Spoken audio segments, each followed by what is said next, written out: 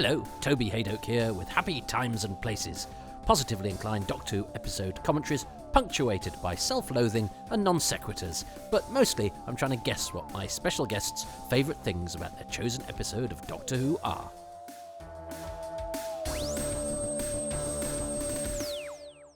Hello, my name is Jeremy Bentham.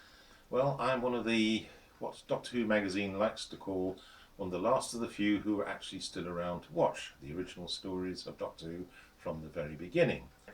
I'm very pleased to nominate as my Doctor Who story for Toby's enterprise, Marco Polo.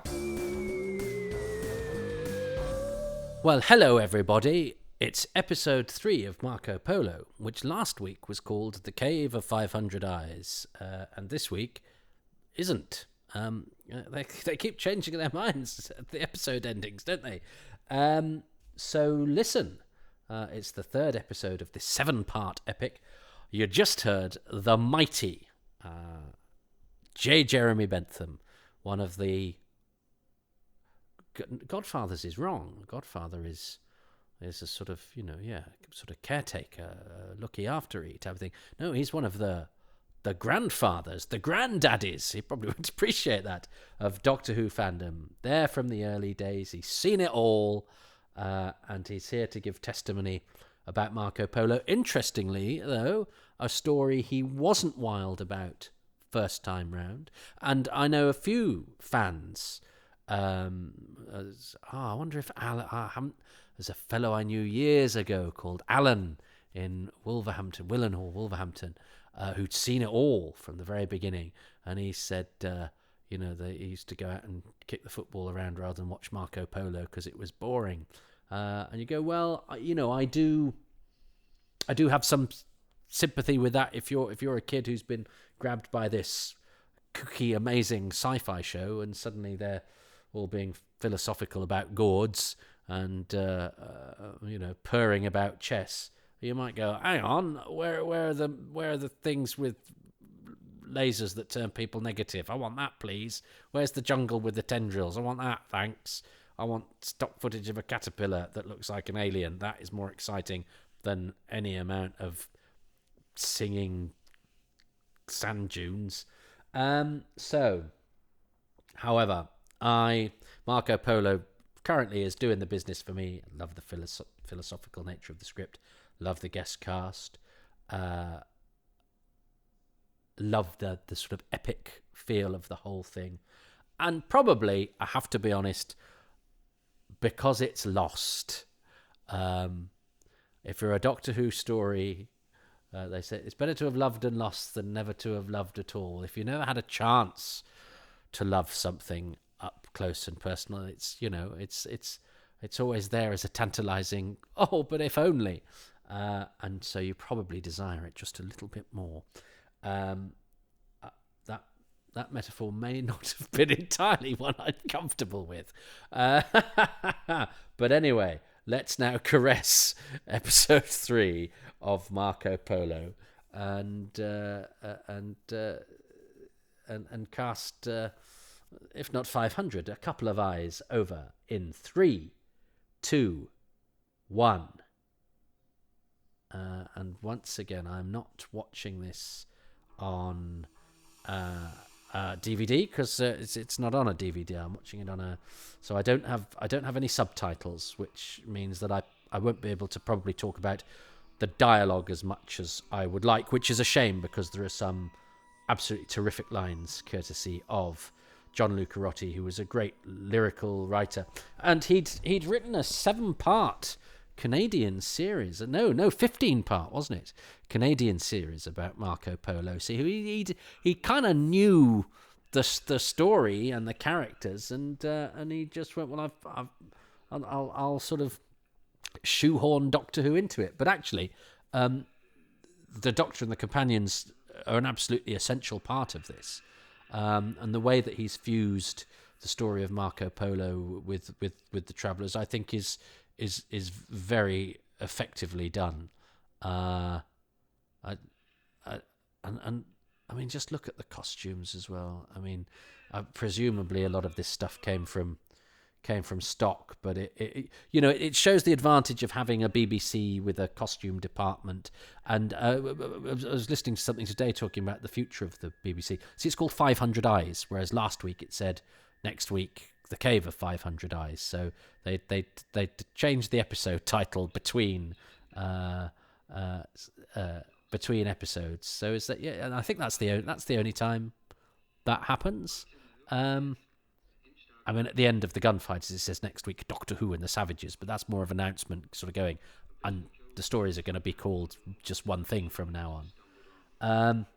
We do like Marco Polo narrating the action. This really does feel like his story, which I really like.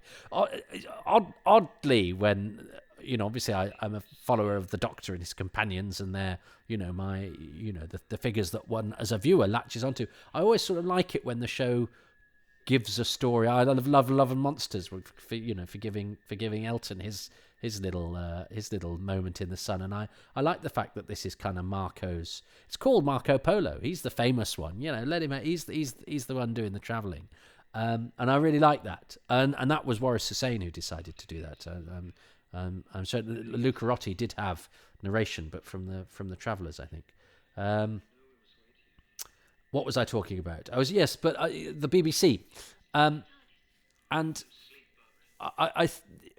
the public service broadcasting is in trouble, and I understand the arguments about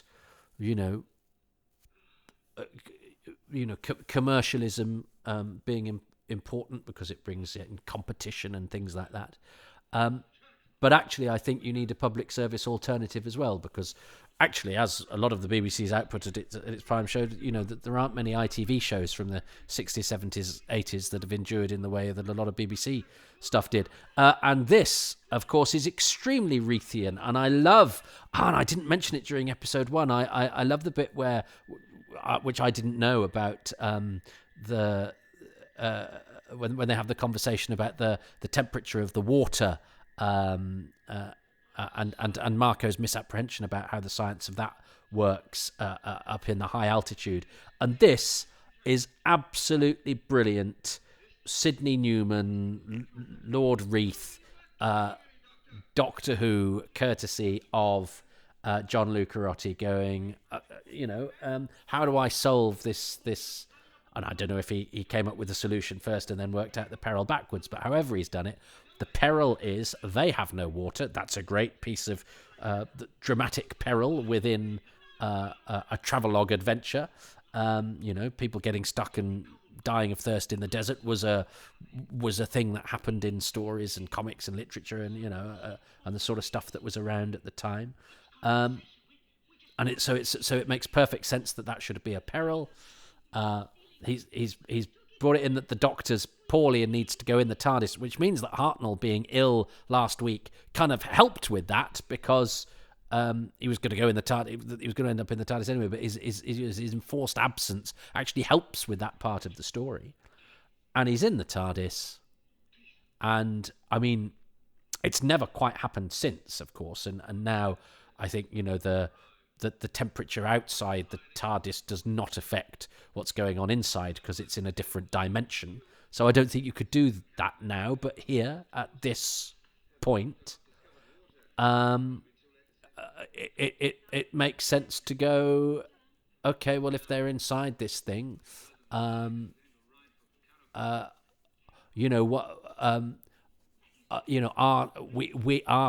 science knows about how condensation works, and what it is, and so although the Doctor did nothing to manipulate it or orchestrate it, he didn't make it happen.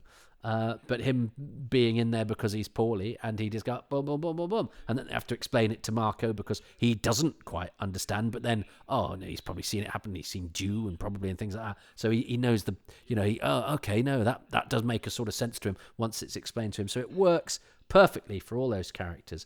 And then, and within the drama and the story, it's a great solution to their situation, even though, as I say, you couldn't do it now, I don't think, because of what we know about the TARDIS. Hatwatch, yay!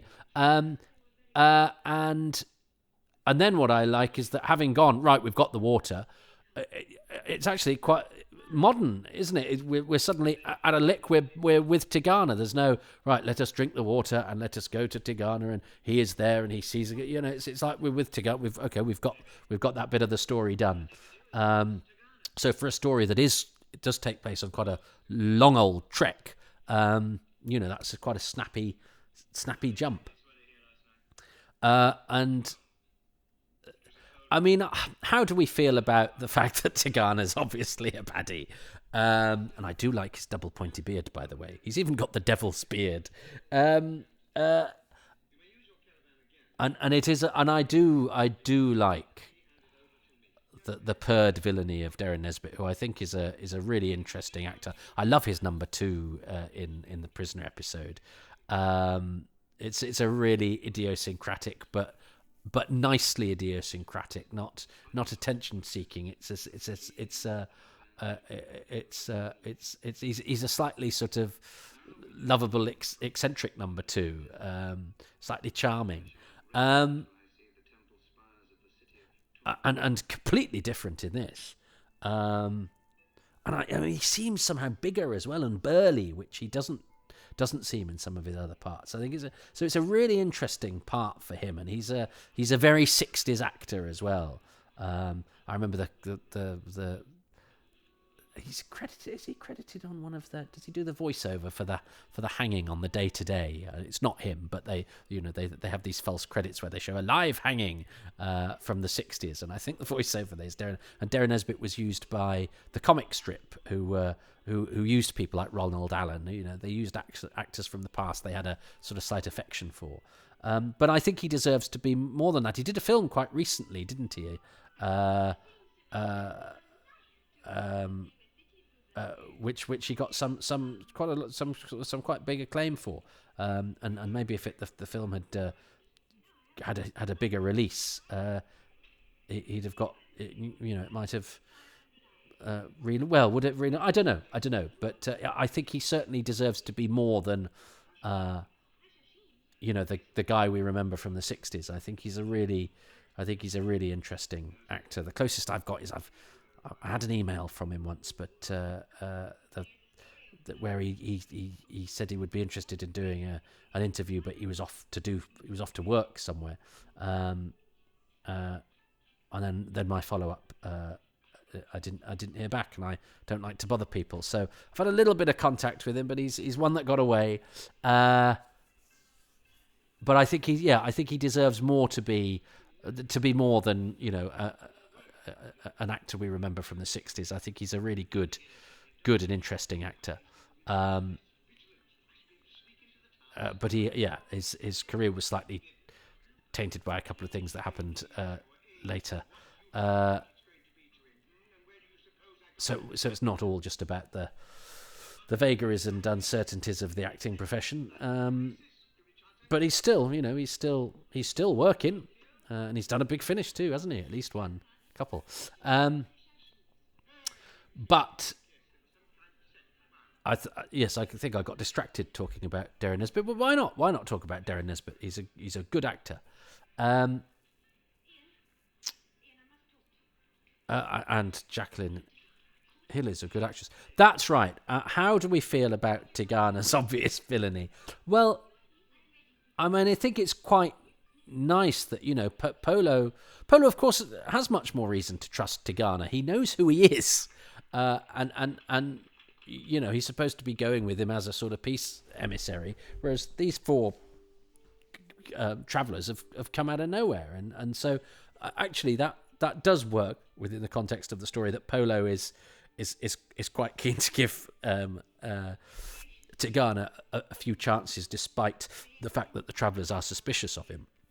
But I like the fact that the travellers are going like, hang on, why didn't if you're saying you were attacked by bandits, why didn't they have a fire? Well, so the travellers are using their intelligence in the way that an intelligent young viewer would also be sort of thinking, but if that's his excuse, how come this? So I think they're doing a nice job in that regard.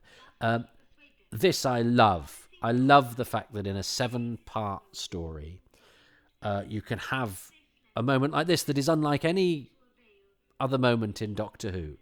It's a little performance piece that is nonetheless informs the story. I mean, we could just have had a line saying the Hashashins did this, but it is illustrated in a way that it would have been done in the time, so it gives us a sense of period.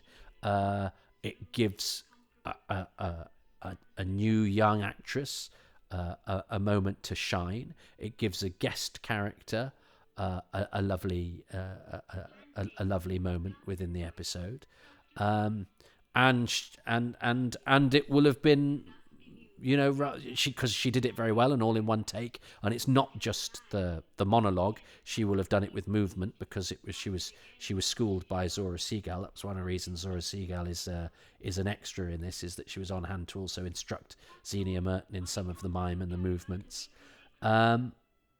And the backing of Tristram Carey's music is lovely as well. Lovely, it gives it a lovely sort of lyrical backing. Lyrical is the wrong word, but it gives it a lovely augmentation. And it's lovely and it's charming. And the story could live without it, but it would be lesser for not having it.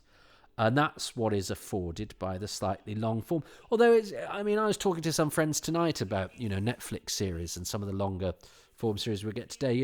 Fans of this period of telly, as I'm sure you are, and I certainly am, always sort of go, but in those days, they could afford to have things like this because they had a longer running time. Some series on Netflix these days, and some of the longer, I've started watching some telly over the past 3 or 4 years and gone, this is pleasingly slow. It's a bit like, it's a bit like some 60s telly, is that it's prepared to take its time. And I have to say the novelty's worn off a bit. There is some 10-part series on Netflix that could easily chop off about 5 episodes, and if I have to watch another series where, say, episode 6 ends on a belting cliffhanger, then episode 7 starts with 3 years earlier, and you basically spend that whole episode building up to the cliffhanger you saw last week. That boils my piss.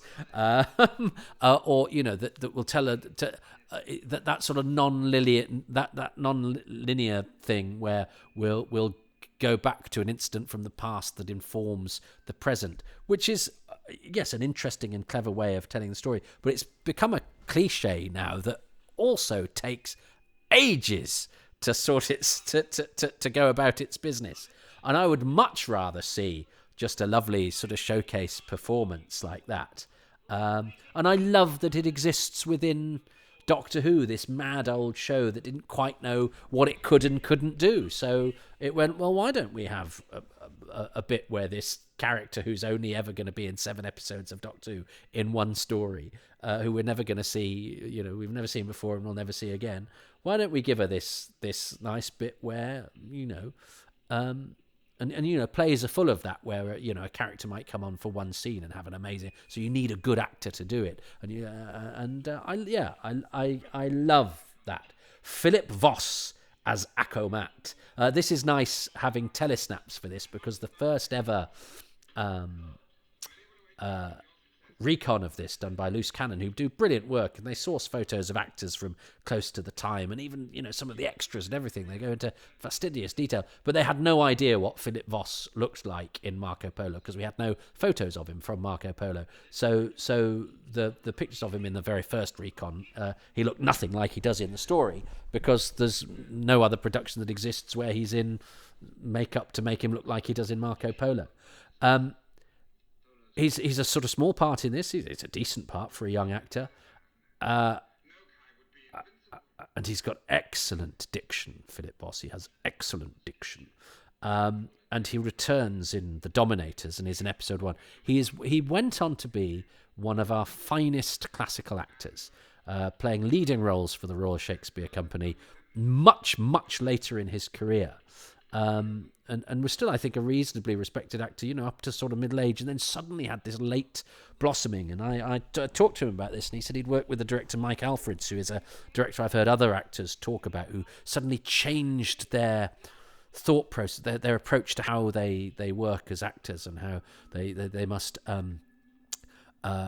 react to everything as though they've just heard it the first time, and to listen. And it was just interesting hearing him, who was a very able actor at this stage. He's excellent. He's the best thing about episode 1 of The Dominators. And he's good in this, especially as it's an early telly for him. But that he was halfway through his career, he suddenly said he became a different actor, and that's what enabled him to progress and play Shylock for the RSC and all of that sort of thing. So and how fascinating that he pops up in Doctor Who twice in fairly humble contributions to the 2 stories that he's in, but nonetheless he was always happy to be interviewed. I interviewed him by over the line. I was at the Frog and Bucket Comedy Club actually, and I used their office to talk to him when I was a bit homeless because I was going through a divorce. And I remember calling him, and he was so charming and lovely, and had this wonderful voice. And he said at the end, and he because he was slightly campactory in a way that I just adore, and he went, and good luck with the project, and I loved him for that. And I did actually meet him later, and we corresponded a couple of times, and he was very, very charming and lovely. And for somebody that had the career that he had to indulge us as Doctor Who fans, I think he speaks on the Loose Cannon recon as well. And I know Richard Bignell interviewed him for his making of Marco Polo that he did, and we got him on Out of the Unknown. My name is Philip Voss, and I played a policeman. Glorious. Now this is interesting. Beware when you say the word interesting, because the bad is there. This, I think, is where one can look at the depiction of other cultures and other nationalities and go, well, we wouldn't do that now. Where I think the dice throwing, the silent extras, are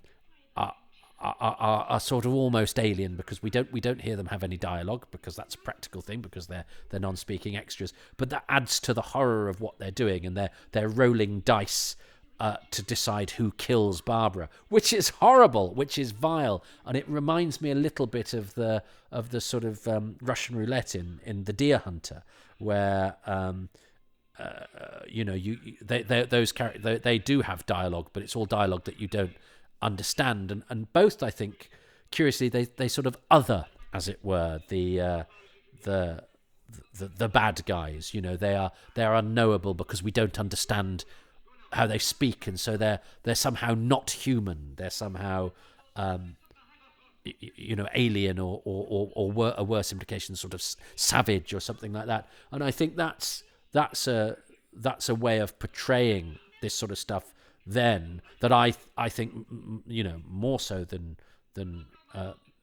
now dated makeup or Jimmy Gardner here with sticky tape on his eyes, putting on a sort of an attempt at an accent, which again is wise that Darren Nesbitt doesn't do, I think, but Jimmy Gardner does.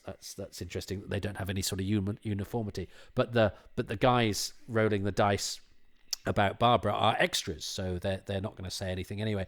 And yes, as I say, that makes them sort of, that others them. Whereas I think now, if you were doing that, you would probably want those characters to be speaking characters, and to show from their point of view why they see Barbara as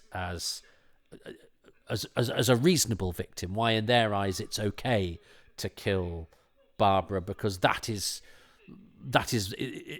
more interesting to us now. That sort of in terms of drama, of going, well, the real drama comes from the fact that we kind of understand where they're coming from, but we still don't want them to kill Barbara. Whereas in the television of this time, you go, oh no, they're scary, they're other. And I say that with no judgment to either of those ways of doing things, but just as an observation of something that I could be talking absolute nonsense, but I think there's something in that. But on the subject of the people in the old days who did Yellowface, they were terrible racists and awful people. Jimmy Gardner, playing Chenchu here, won the Distinguished Flying Cross He was a World War II hero fighting against fascism. The average life expectancy of a bomber pilot was 2 sorties, and most retired after 15. If you did 15, one, you were lucky to survive. My God, and you were then excused from doing any further. But and given lighter duties, to being a dispatch rider or something like that. But Jimmy Gardner did not like riding on motorbikes, and so actually requested to go up in the air again, and did another 15 sorties, and showed courage under fire, and so did double the amount of missions that he should have done, and defied the odds and survived them all. So that sort of, I think that sort of thing is worth taking into account when we sit in judgment of people from the past. And that's a lovely. This is a lovely thing of drama. It's just the moving eyes in a wall. I don't know why I find that comforting, but I do. It's like a sort of like the parching in the desert. It's a sort of thing that we kind of know of from this. Charles Wade is only in this episode. I think he died in maybe the late 60s. Anyway, too late to talk about him. But yes, his character only appears in this one episode. He's the older ally of Tigana and of Philip Voss. But Jimmy Gardner is an interesting character, but he's in it next week, so we could talk about him, beyond his World War II exploits. But everyone has a story to tell, and everyone, I think, has remarkable things about them, and that to me is more interesting than some of the things we often do when we look to the past. And as I said, I said I wouldn't talk about it, but especially I think when we are a bit arrogant in our attitudes to what has come before us, as if everything that we have now is a result of our own progress, when actually any progress that was made might well have been initiated by those people from the past that we're being rather disdainful of. That the momentum of others got us to here. So careful about taking too much credit for it. So I like the moving eyes. I think that's a great cliffhanger ending. That's a really nice sort of Perils of Pauline kind of daring do adventure series type of thing, which this story needs some of, because much as we love it for its poetry and its characterization, it does need jeopardy because it's an adventure serial. And that had plenty of that. I mean, I think the capture of Barbara, and that throwing of the dice to decide who's going to kill her is really horrible. And seeing Tigana with his mates, the plots are brewing sort of, outside of Marco's camp, whilst, Ian and Barbara are trying to suggest to Marco that Tigana's up to no good. So the tension is bubbling up, and there's danger sort of lurking in every corner, as well as the fact, of course, that Marco doesn't want the travellers to keep the thing that's going to get them home. So lots going on. There's lots of spooky atmosphere, I think, in those cave scenes, and that wonderful. I have to give it that. The monologue from Xenia Merton, just because of its unique contribution to Doctor Who. I don't think there's anything else quite like it, and I love the fact that there are, however many 600 odd episodes of classic Who, God knows how many now, that in all of those, in episode 3 of Marco Polo, there's a bit that is unlike any other bit in the whole of Doctor Who, and so I can't not cherish that. And I rather like the fact that it is the work of a writer that only wrote 3 stories, and then, I mean, whether how much of the massacre he actually wrote is open to argument. An actress who's only in 7 episodes of Doctor Who, and all right, Sarah Jane Adventures as well, playing a different part. But, you know, it's not a showcase moment for a Doctor. It's not a standout bit for a companion. It's not a companion's leaving scene or arriving scene or an episode that focuses on them. You know, it's not a Doctor hero moment. It's not even the main guest star's big speech or big self-sacrifice or big villainous declamatory moment. It's this really sweet character who's got her own story within it, which is a lovely sort of bittersweet story. She's going to because I talk through the in dialogue. They've had the conversation, haven't they? Where I'm going to go marry this guy I've never met, and that makes us all go, oh, hang on, this is interesting stuff about different cultures and what is different. Moors from different times, and that makes us aware that our way of doing things isn't the only way that things are done, and the way that things happen with other people but bring up their own dramas. And I think all of that is really worth exploring in Doctor Who if it is within a dramatic story with bad guys with swords and caves with eye holes that move. It's a great cliffhanger. I love that cliffhanger, even though, I mean, how does that work? Is it a really thin bit of stone? Because that's going to have to be a really thin cave wall for somebody behind it to have their eyes looking through. Do you get cave walls? But it doesn't matter. It doesn't matter.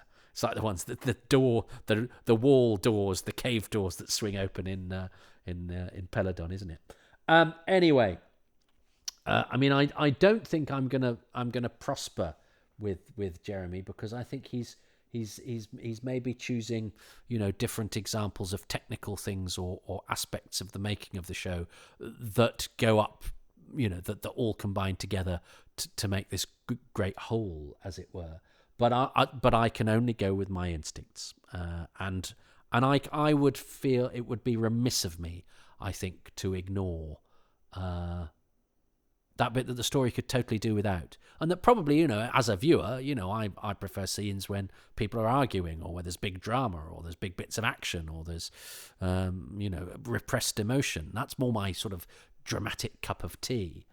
But I love that for what it is on its own terms. And the fact that so much that time was spent on this lovely piece of pure performance. And for me, at the end of the day, as a viewer, and as an actor, I suppose, I know people like Christopher Eccleston and Louise Jameson, excellent actors both, always say, the script is the thing and the writing's the thing. For me, I think it's always been a good actors can make terrible stuff sound great. I think I think it was Edward Peel said, I'm going to swear now, which I don't normally do in this, but I'm going to quote. So hide your ears if you're of any. He said, good actors can make shit smell sweet. And I think there is an element to that. And that's odd, because I'm a writer and I write as well. But I like good actors doing good stuff. And I think because the actor has to do it in the moment, whereas a writer, you go back and you refine and you go, what you're seeing when you're seeing an actor do a thing, they were doing it right then. And there's all and acting on television is hard, because you have to hit it's not like being on stage in quite the same way. On stage you do have to catch your light and all of that sort of thing. But with all the technical stuff going on and your cameras and especially in the 60s when it was done as live, I think there's something so pure about that I love.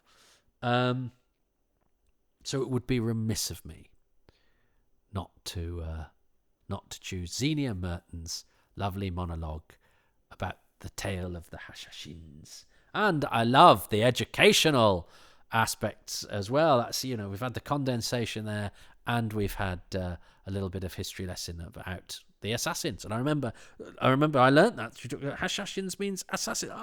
Brilliant. I don't know if I did learn that through Doctor Who. I think I might have known that anyway. But I love the fact that I love it when Doctor Who tells you a thing that makes you put two and two together and go, love it. But anyway, Xenia Merton's monologue. What has Jeremy Bentham chosen?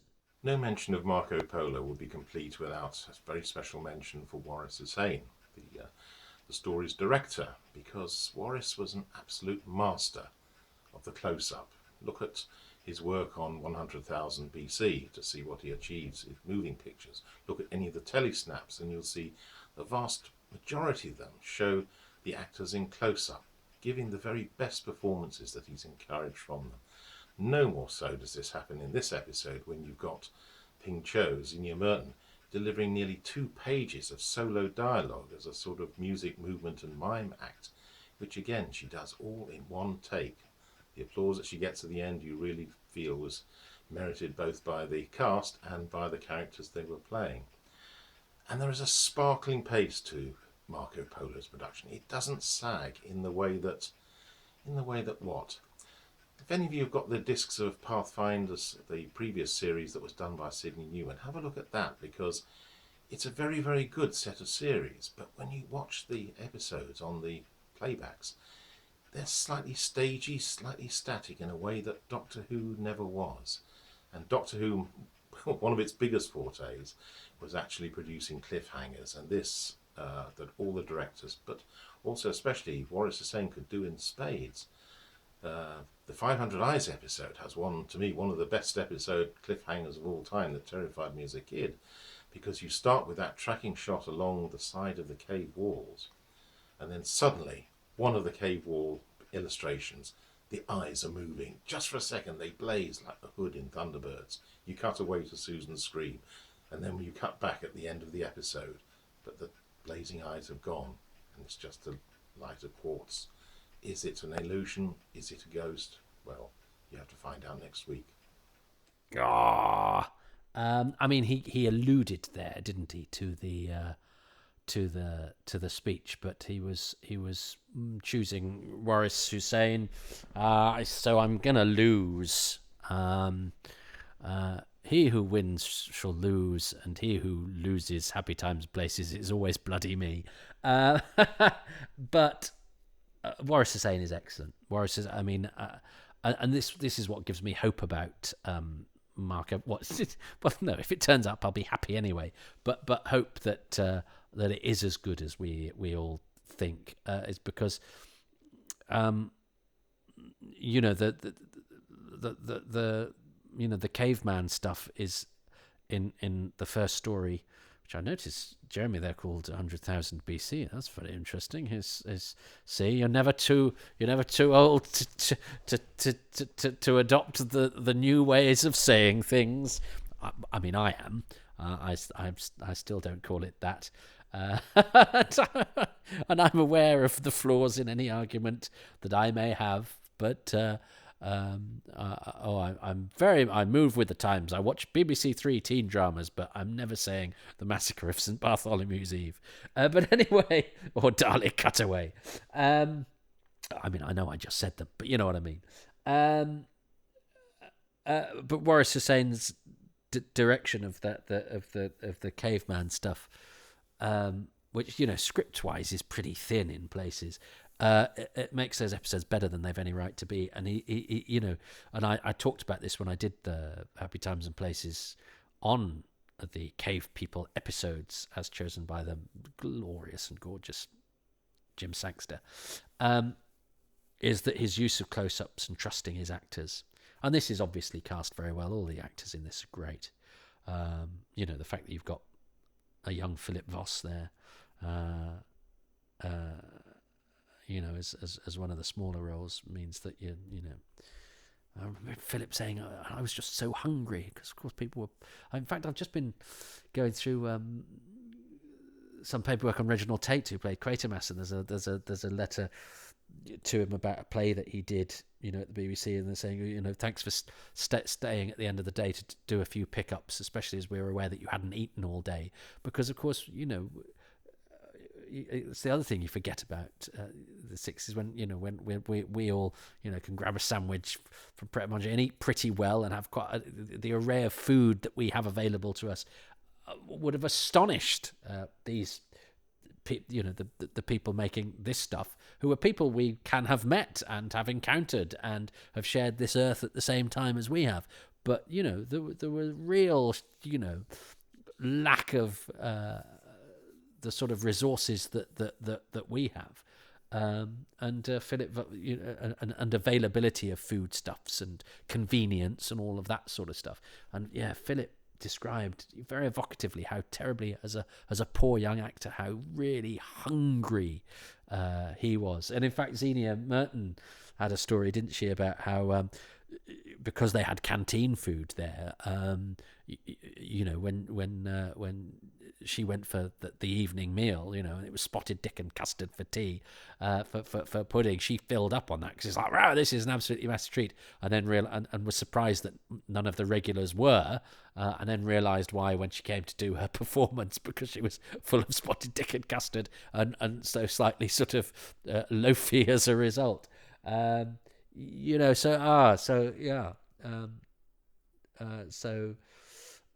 The past is another country. They eat different things there. Why did I get onto food? Because what did I do? I batted from one subject to another, probably halfway through a sentence, and probably left some thoughts unfinished. I liked his description there of the camera pan along the wall to the eyes, because of course that's obviously something he actually remembers seeing. I'm very envious of anybody that has seen the moving pictures of Marco Polo. Please, somebody find them. I'm loving this story for all sorts of different reasons, and I love it sort of slightly elegiac feel that it has, and I do hope that's not just because it's slightly unreachable and I'm having to fill in bits with my imagination, and that it doesn't all look like the clunky fight scenes in the time. A lot of Doctor Who from the 60s. You have to do it a lot of favors when you're watching it. And so I can't suddenly start imagining that this looks like a feature film. This looks like Lawrence of Arabia or whatever, because it won't. It will look much closer to the Time Meddler than it does to Lawrence of Arabia. So, but I think, the strengths that it has, the lovely dialogue. We know it's a good director.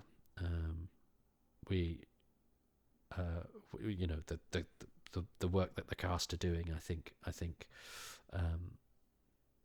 bleeds out from the audio and from the pictures that we have. I think it's good. I think it's lovely. I think it's high end Doctor Who, and it's really nice to be rediscovering it with somebody who was there. And I think of this very much as a companion piece to the Daleks Master Plan podcast that I did of these, because that was another one that I'd been really daunted by doing, simply because it's lots of old black and white episodes that are largely missing, that I also don't know particularly well, but introduced by a veteran fan. And I think sometimes these guys get, like Ian and Jeremy, I don't know why we don't talk to them more. Why they aren't? I get away with murder. I'm on all sorts of official Doctor Who releases. I think people like Jeremy, who laid the foundations, and are obviously very erudite and articulate and insightful commentators and informed. Again, I'm sorry, young people, but I'm from a generation where you look at the people that went before you and you sort of venerate them, because they were there in those hallowed times, and they have experience and they have knowledge that one can benefit from. And I think in this, so it does maybe touch upon some of the obsessions I've been having as I've been going through this. I know that this is partially because of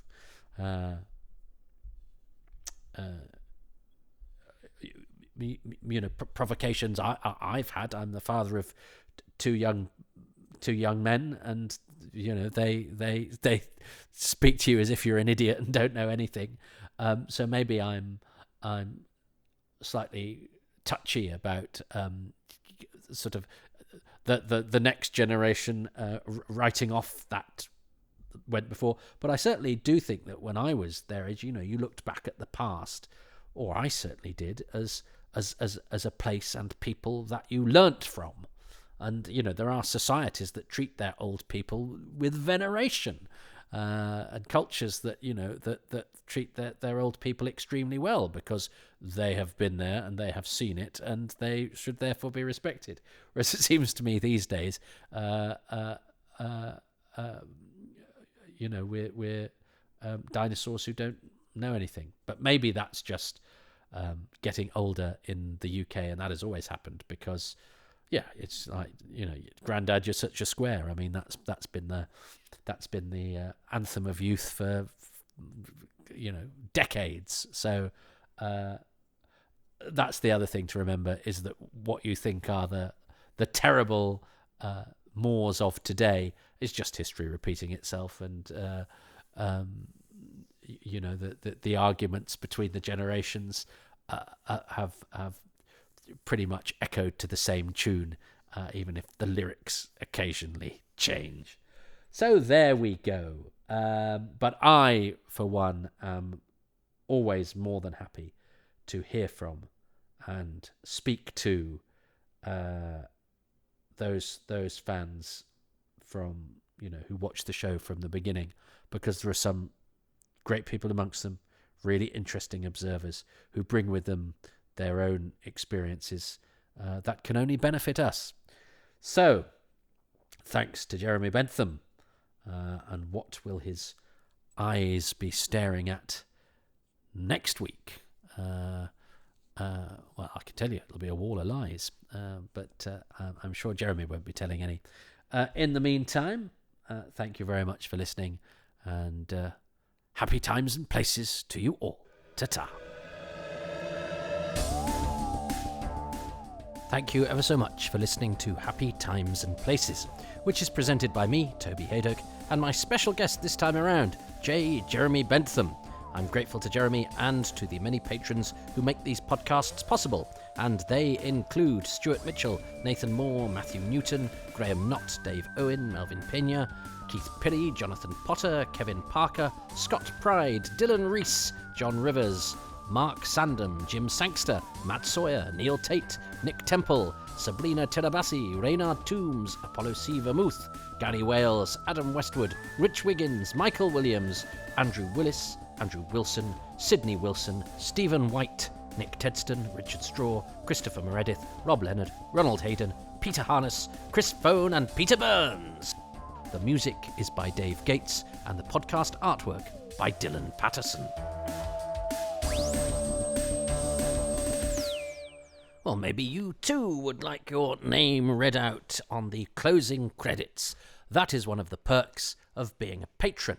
You can become one of those by going to patreon.com/Toby Haydock, and they also help to keep these podcasts ad-free and cost as little as £3 a month, and you get 3 releases a week at least.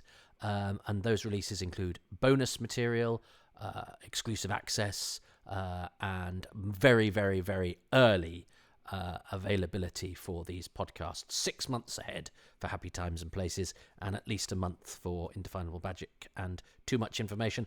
And there's a bonus other podcast, Far Too Much Information, which is just for patrons. So that's patreon.com/Toby Haydock.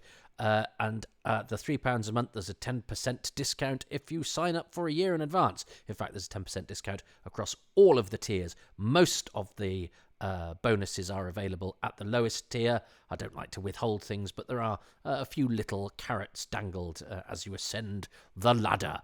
There's also ko-fi.com/Toby Haydock if you don't want to get tied up to a monthly commitment. However, I know that times are tough and they're getting tougher and bills are increasing, and, you know, we consume our entertainment gratis these days. That's how it works. And I'm just grateful there's an audience with all the stuff out there.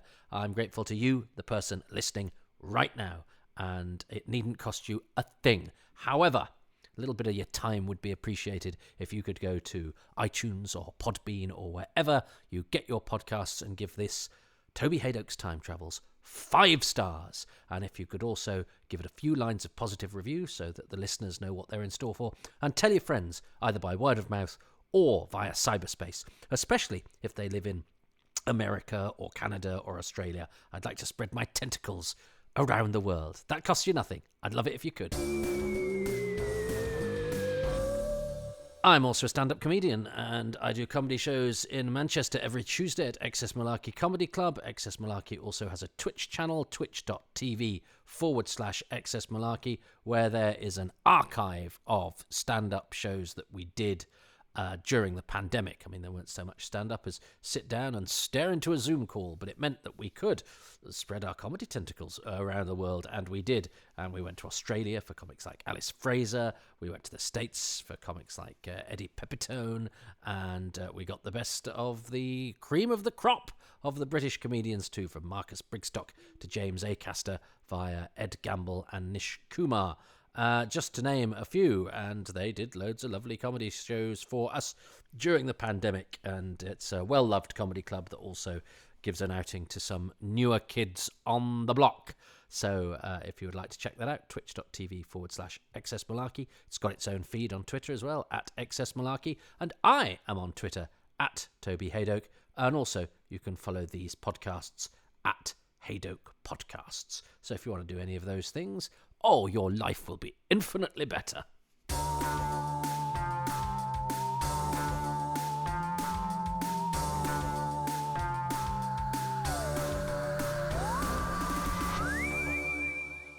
I forgot to mention at the end of last episode, The Singing Sands, which I did at the same time as this one, that it was recorded during the heat wave that beset the UK and caused the usual fracture and schism within public discourse. So you've got some people going, it's only a bit of sun, get over it, you snowflakes, not realising that snowflakes actually find sun pretty difficult to deal with, what with being snowflakes. So if you're going to call people that, don't blame them if they melt.